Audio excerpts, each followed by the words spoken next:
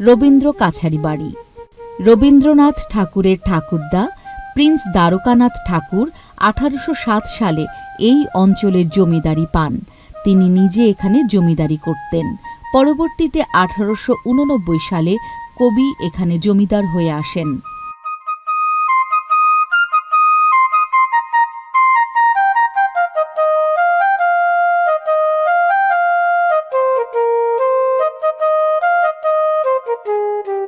এখানে 1889 সাল থেকে 1901 সাল পর্যন্ত জমিদারি পরিচালনা করেছেন। 1840 সালে শাহজাদপুরে জমিদারি নিলামে উঠলে রবীন্দ্রনাথের পরিবার 13 টাকা 10 আনায় এই জমিদারি কিনে নিয়েছিলেন। এর আগে এই কাচারি বাড়ির মালিক ছিলেন নীলকররা।